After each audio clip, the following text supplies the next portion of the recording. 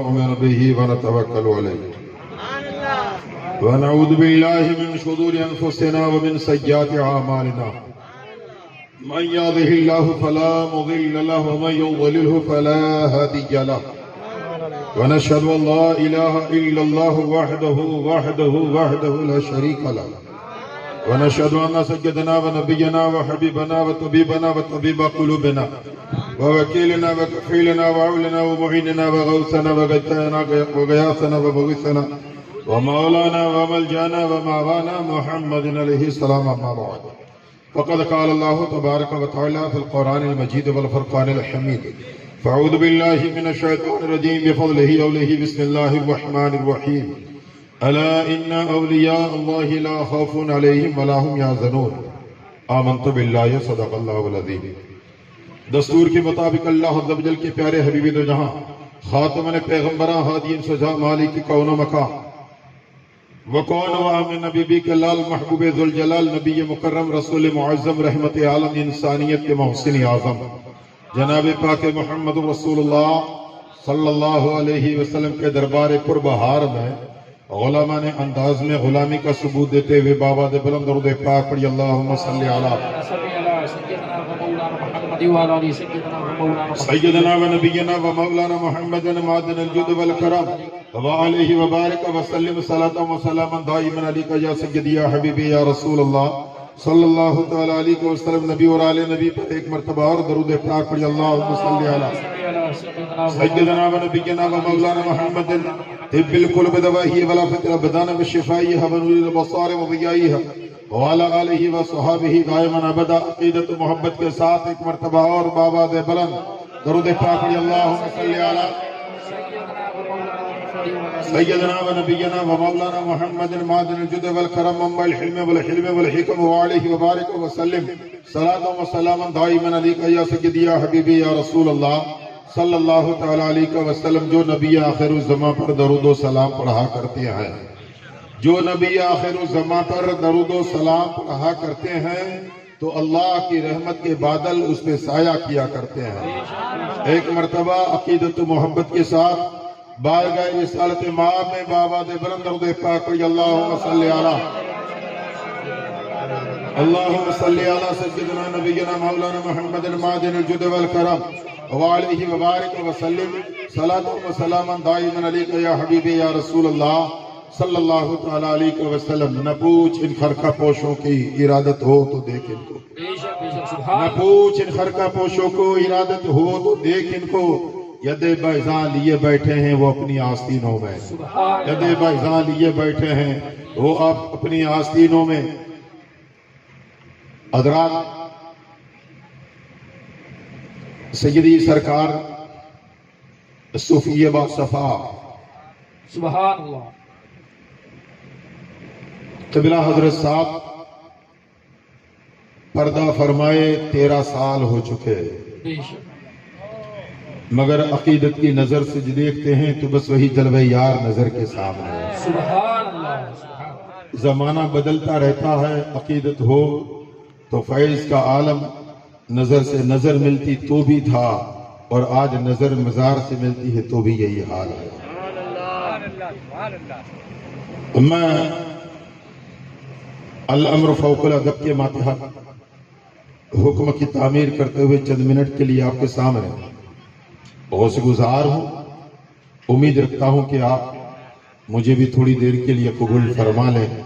ایک مرتبہ درود پاک پڑھی اللہم صلی علی سیدنا و نبینا و مولانا محمد معدن الجود والکرم وآلہ وبارک وسلم صلاة و سلاما دائما علیکہ یا حبیبی یا رسول اللہ صلی اللہ تعالی علیہ وسلم.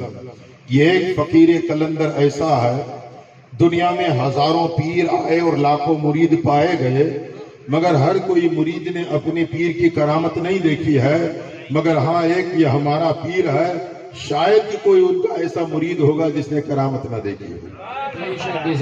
شاید کہ کوئی ایک ایسا مرید ہو جس نے میرے پیر کی کوئی کرامتیں نہ دیکھی ہو. اور میں تو اس بارگاہ میں جتنا ناز کروں اتنا کم ہے. میں ایک دیہاتی ایک گوار آدمی جس نے اپنے آپ کو ان بارگاہوں میں اس طریقے سے پایا کہ میں ایک مانو کہ ایک کھوٹا سکہ تھا مگر نظر پڑی ہے تو پھر اپنا شمار بھی سکے اچھوں میں کر دیا ہے۔ سبحان اور ایک انسان کی کسی دل کو سوار دینا یہ کوئی کمال کی بات نہیں ہے، بلکہ یہ وہ ذات ہے جس نے بستیوں کو سوار دیا ہے۔ یہ وہ ذات ہے جس نے بستیوں کو سوار دیا ہے، اور ایسے دیہات کہ جہاں دیہات خالی لفظ اللہ اللہ کرنا جانتے تھے، یہ ذات ہے جس نے اللہ والوں سے بھی ملا دیا ہے۔ یہ وہ ذات ہے جس نے اللہ والوں سے ملا دیا ہے، لہذا آپ سبحان اللہ بولو گے تو اس کا ثواب الگ ملے گا، اور اگر آپ بیٹھے ہیں تو اس کا ثواب الگ ملے گا۔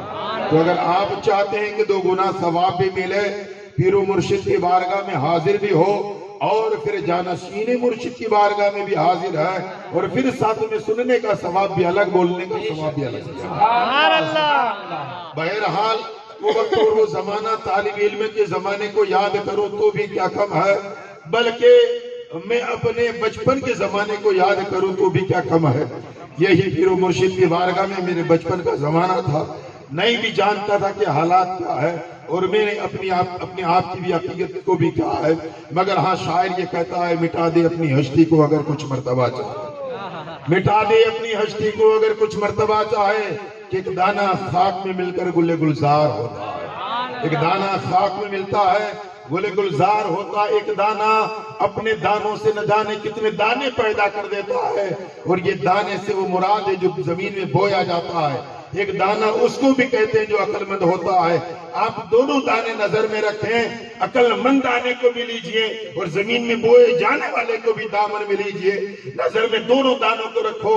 ایک دانہ زمین میں بویا جاتا ہے، اپنے جیسے 1000 دانے وہ پیدا کر دیتا ہے، اور ایک عقل مند بھی جب ایسی بارگاہوں سے لگ جاتا ہے تو ایسے بے عقلوں کو ہزاروں کو عقل مند بھی بنا دیتا ہے۔ میرے ایک حال یہ بھی تھا، میں دیہاتی آدمی ہوں، کسان آدمی ہوں، میں اپنی بستی کے اندر کا، اور آج بھی الحمدللہ آج بھی 13 سال تو نظر سے اجل ہوئے اس کو گزرے ہیں، مگر میں بات اس زمانے کا کرتا ہوں 1988 کے سال میں، میرے طالب علمی کا زمانہ، 85 کے سال میں پڑھنے کے لیے زیر تعلیم ہوا، 88 کے سال میں الحمدللہ میرے پیر و مرشد کی دعاؤں سے 6 بیگھے زمین میرے والد گرام میں لگی، مگر اس پر کنواں نہیں تھا، نہ اس وقت موبائل کی اور ٹیلی فون کی کوئی سویدھا نہیں تھی۔ رات کے وقت نادرکھی سے نکلا حضرت صاحب کی بارگاہ میں، مجھے معلوم تھا کہ حضرت صاحب جب کسی پانی کے لیے، کنویں کے لیے یا بور کے لیے جب کوئی آتا تو ٹھیکری تلاش کرتے تھے، ٹھیکری لاتے، میں وہیں سے لے کر کے نکلا، والد گرامی ساتھ میں تھے، حضرت صاحب کی بارگاہ میں گھر پر پہنچے، حضور کی بارگاہ میں نے عرض کیا کہ حضور زمین لی ہے اور اس میں کنواں کھودنا ہے، تو اس کے لیے دعا کے لیے آئے ہیں۔ تو حضرت صاحب نے کہا ایک ٹھیکری ہوتی تو میں نے نکال کے دی، حضرت صاحب مسکرا دی، میرے پیر و مرشد مسکرا دیتے، جان لیتا کنواں بعد میں آئے گا، پانی پہلے آئے گا، کنواں تو بعد میں ہوگا، پہلے پانی آئے گا۔ حضرت صاحب نے ٹھیکری مترنے کے بعد میں مجھے دیا، باپ بیٹے دونوں کو جانا ہے، اور رات کے وقت جانا ہے، جس جگہ کنواں کھودنا ہے اسی جگہ یہ ٹھیکروں کو رکھ دینے کا، اور والد صاحب کو بتایا کہ اس کو ہاتھ میں کھودالی کے طریقم دینا، وہ اپنے ہاتھ سے بسم اللہ بول کر کے جس جگہ کنواں کھودنا ہے یہ ٹھیکری پر پہلا بسم اللہ بول کر کے وار کرنا ہے، کھودنا ہے۔ میری زبان سے نکلا حضور پانی کے لیے کس جگہ پر، یعنی کہاں پانی ہے کہ ٹھیکروں کو رکھوں اور پھر وہ پانی نکلے؟ وہ نادان کیا جانے وہ دانا لوگوں کو، یہ تو میری بات تھی کہ میں نے کہا حضور اسی جگہ کنواں کھودنا ہے کہ جہاں پانی نکلے۔ حضرت صاحب نے بیان فرمایا جہاں پانی ہو وہاں کھودو تو نکلتا ہے، ارے یہ ٹھیکری وہاں رکھ، جب پانی نہ ہو یہ ٹھیکری پانی لائے گی۔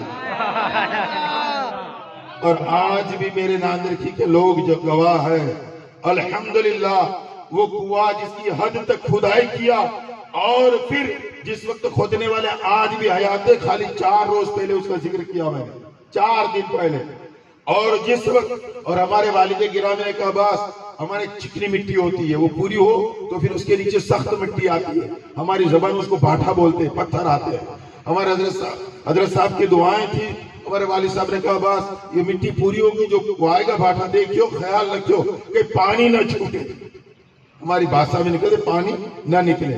ایک تریکم کی اڑی لگی एक उंगली जाए उतना सुराख नहीं हुआ था, मगर 20 फुट तक वो पानी का फवारा निकलता। सुभान अल्लाह, सुभान अल्लाह, सुभान अल्लाह। वो पानी उस वक्त निकला था, अल्हम्दुलिल्लाह आज भी वो कुएं में पानी जारी है। इसके बाद में एक जमाना ये भी आया कि कैद साली का दौर भी आया था, और हमारे नादर के वाले बहुत सारे लोग यहाँ पर है।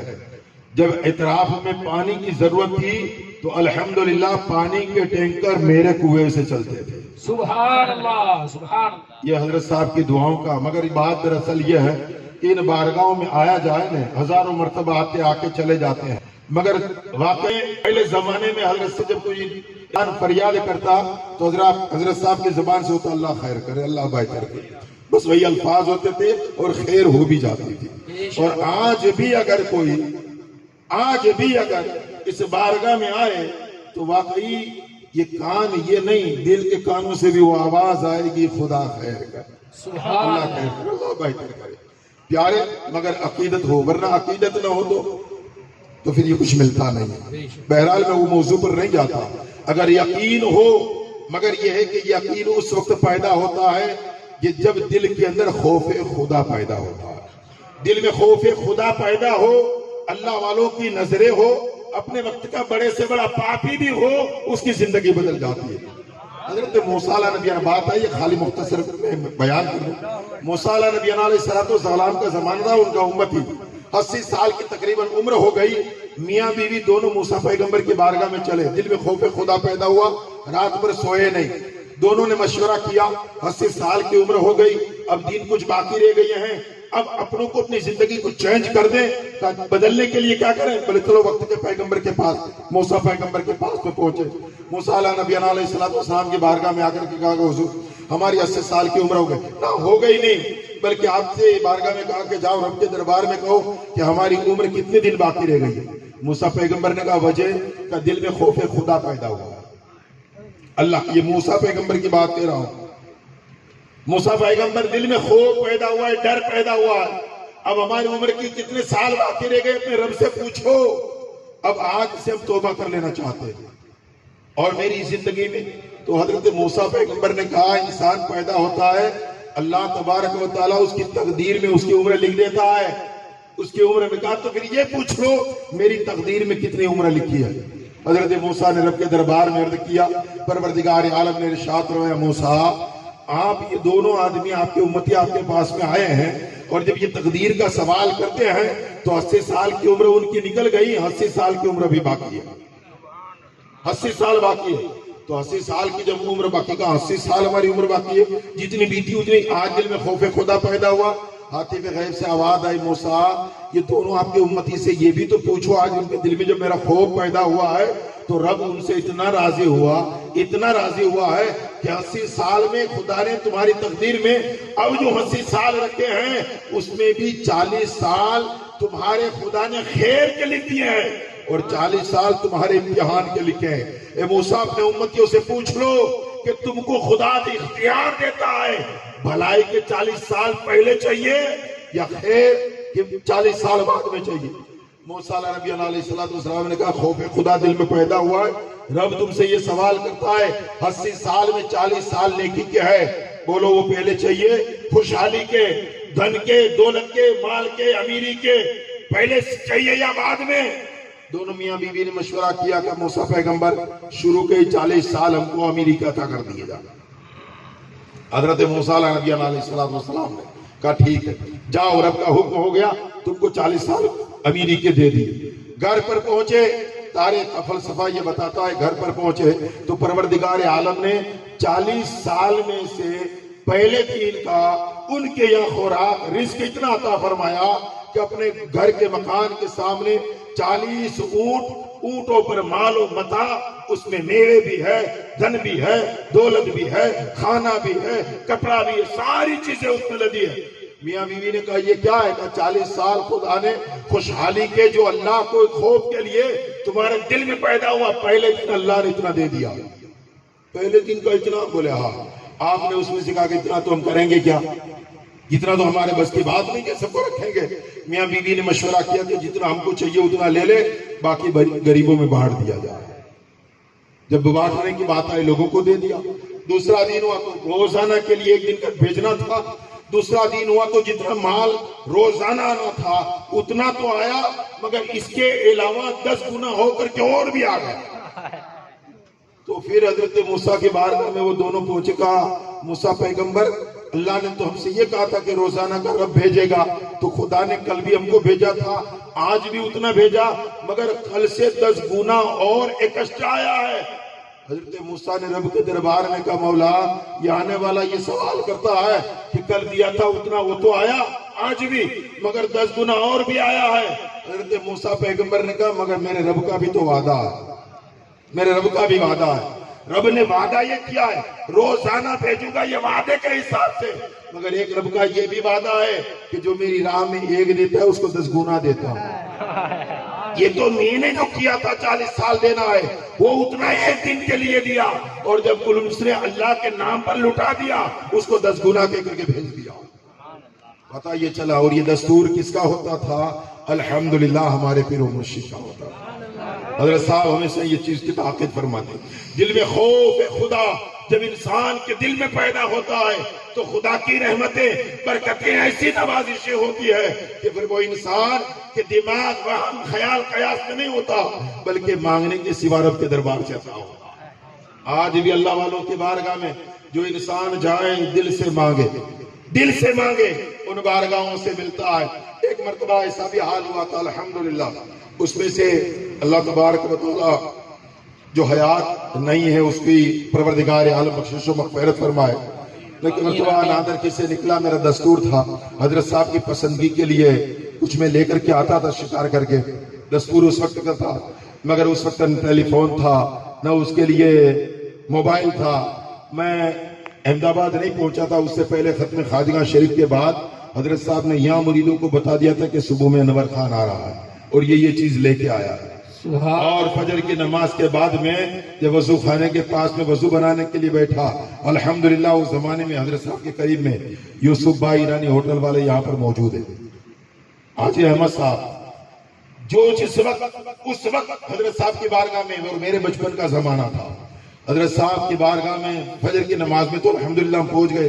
لوگوں نے پوچھا کہ کیا آپ نے حضرت صاحب کو پہلے اطلاع کر دیا تھا؟ نہیں تو حضرت صاحب نے تو رات کو ہی بتا دیا تھا کہ انور خان صبح میں آ رہا ہے، اور جس چیز کے لیے کہا تھا واقعی میں وہ چیز بھی میں لے کر کے آیا تھا۔ حضرت صاحب رحمت اللہ تعالی علیہ کی جو نظریں ایک دیہاتی اپنے دیہات سے نکلے اس پر اتنی دوری پر پڑتی ہے، آج تو نظر کے سامنے حضور ہی ہے، آج تو یہی ہے، یہی جلوہ یار بھی ہے اور ان کے یاروں کے یار بھی ہے۔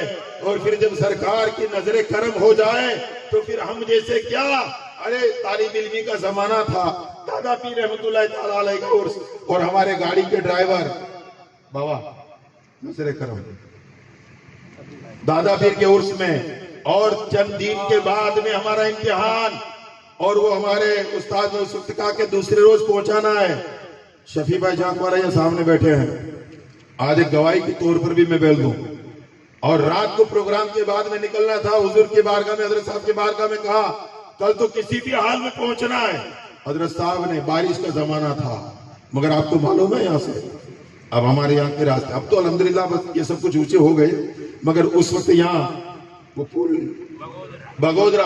بگودرا کے پاس اس پل نیچے تھا، اور پھر اس وقت حضرت صاحب کی بارگاہ میں اجازت مانگے حضور کو جانا ہے۔ دل میں کیا تھا اس وقت کے تو حالات طالب علم کے، اور اس وقت تو ہمارے دارالعلوم فیض الرحمان کی پڑھائی بھی الحمدللہ اس وقت بہت اچھی تھی الحمدللہ۔ ہمارے استاد گرامی کے یہ جماعت کے ساتھی دار میں ایک عرفان علی باپو، مولانا آصف وغیرہ ہے، یہ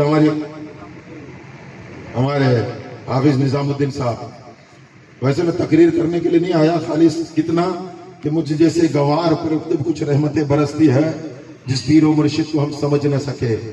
حضرت صاحب کی بارگاہ میں اجازت مانگے حضور، بہت سختی کے ساتھ میں کہا ہے، ورنہ یہ نظر میں یہی ہوتا تھا کہ انٹر پڑھیں گے۔ شفیع بھائی نے حضرت صاحب کی بارگاہ میں کہا کہ چھوڑ کر کیا ہوں؟ حضرت صاحب کہا نہیں، ابھی میں بولتا ہوں تھوڑی دیر بعد۔ پھر شاید غالباً میں اگر اس بات پہ جھوٹا نہ ہوں تو ایک رات میں 2 یا 3 مرتبہ حضرت صاحب کی اجازت لی۔ صبح ہوتے ہوتے حضرت صاحب نے اجازت دی، ٹھیک ہے اب نکل جاؤ۔ حضرت صاحب رحمت اللہ تعالی علیہ نے کہا کہ اب نکل جاؤ، مگر یہ نہیں جا رہے، عاشقوں کی بات آئے نا تو پھر بات بھی عاشق کی بیان کرنی پڑتی ہے۔ بے شک حضرت ایمبیسڈر شاہد کی گاڑی تھی، بابا آپ بھی ساتھ میں، اور یہاں سے جب ہم نکلے بگودرا پول کے اوپر کا تو دیکھا تو ہماری گاڑی پہنچی، اس سے پہلے تو ادھر ٹرک وغیرہ کی لائن پڑی تھی، سب گاڑیاں سب نے روک دی تھی۔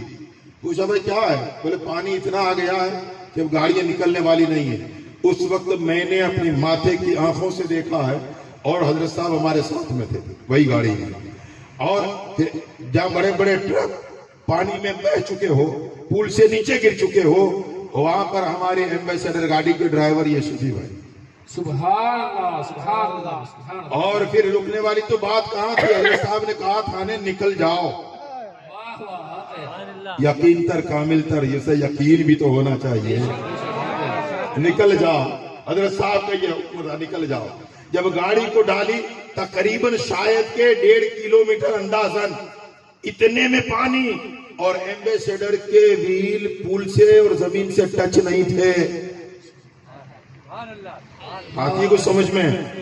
گاڑی چلاتے کسی کو آتی ہے؟ چلاتے نہ آتی ہے تو گاڑی میں کبھی بیٹھے ہیں آپ؟ 4 ویلروں میں کبھی بیٹھے ہیں آپ کی 4 ویل کے ویل اگر زمین پہ نہ ٹچ ہوتے ہوں تو حال کیا ہوگا؟ تو پھر آپ روڈ پر نہیں ہوں گے، آپ روڈ پر نہیں ہوں گے بھائی۔ اور حضرت صاحب کا حکم تھا نکل جاؤ، اور اتنا معلوم تھا کہ شاید پولیا یہی ہے، یہی راستہ ہے، اور گاڑی جتنی ادھر لوگ لگے لی تھی گاڑی کی قطار، یہ پول کو پانی کو پار کیا۔ ہمارے دیہات میں اس وقت یہاں تو معلوم نہیں لوگ کیا کہتے ہو، ایک چیا نام کا گھاس آتا اور اس کی اتنی اتنی گورینیاں ہوتی تھی، اور حال یہ تھا کہ ایمبیسڈر کے جو کانچ کا حصہ ہے اس میں سے پانی میں سے وہ اوال اندر آتا تھا، ہماری بھاشا میں اوال بولتے ہیں، بہت کچھ کوچا جمع ہونے اندر آئے نا وہ بھی سامنے اندر آ جاتا تھا۔ مگر اتنی گاڑی، اتنا پانی، اتنی تیز رفتاری میں گاڑی، معلوم نہیں کہ کب نکل گئی، کیسے نکل گئی، کیسے پار ہو گئی۔ اور جب باہر نکل گئے تو ایمبیسڈر کے آگے نہ جانے کتنا کوچا لگا ہوا تھا۔ کچھ لوگوں نے کہا فروٹ کی گاڑی ہے ذرا ہماری بھی تو نکال دو، یہی نے کہا تھا رب نے، ہمارے پھر صاحب نے کہا نکل جا، کسی کے نکالنے کا نہیں کہا ہے، یہ نکل جائے گی اور تو نہ نکل پائے گی۔ پتہ یہ چلا کہ حضرت صاحب کی نظر کرم ہو کہ یہاں بیٹھے ہیں، دور کے وہ پھوڑیے کو نظر فرماتے کہ ابھی جانے جیسا نہیں ہے۔ ہم پہنچے تب لوگوں نے بتایا ابھی پانی کچھ کم ہو گیا ہے، رات میں تو اور زیادہ تھا۔ پتہ یہ چلا میرا پیر یہ بھی جانتا تھا ابھی جانے کے لائق نہیں ہے، اتنا ٹائم جائے گا، پانی کم ہو جائے گا، میرے شہزادے پانی سے پار ہو جائے۔ ہو سکے تو لائیو دونوں جہاں میں نے تو ایک سجدہ زمین کربل سے لیا ہے، وَمَا عَلَيْنَا إِلَّا الْبَلَاغُ الْمُبِينُ۔